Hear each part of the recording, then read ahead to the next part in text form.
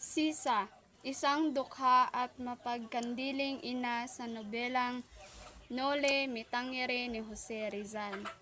Ang mga anak niya, sina Crispin at Basilio, ay isang sakristan ngunit pinagbintangan na magnanakaw ng mga fraile.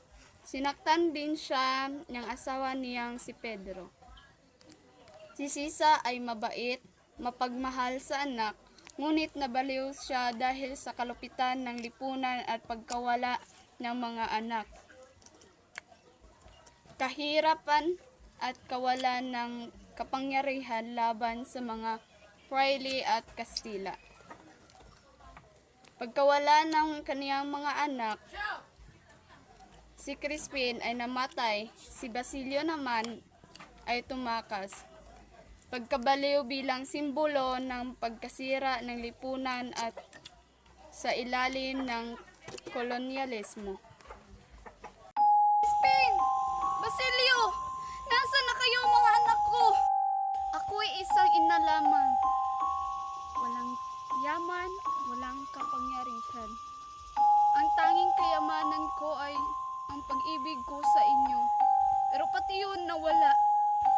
Walang hustisya sa isang gaya ko. Pinagbintangan, pinaratangan, tinanggalan ng dangal. Sa ating bayan ngayon, ilang ina pa ba ang tulad ko? Ilang anak pa ba ang nawawala?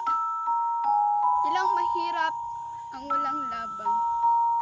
Kapag mahirap ka, ikaw ang unang pagdududahan. Wala kang boses, wala kang proteksyon. Sinubukan kong magmakaawa. Sinubukan kong hanapin kayo. Pero ang sagot sa akin, kahit tahimikan at pananakit. Ang mga may kapangyarihan ay tahimik lang. Ang mga dapat tumulong ay bulag. At ako ang nawalan ng lahat. Bilang ako ang sisa sa panahong ito. Ako ang mukha ng mga ina na ulila dahil sa karahasan, ng mga nawalan ng tahanan dahil sa korupsyon, ng mga baliw sa lungkot at gutom sa kalsada. Ako ang tinig ng mga ina sa payatas, tundo, sa mga barong-barong nang walang kuryente at pagkain.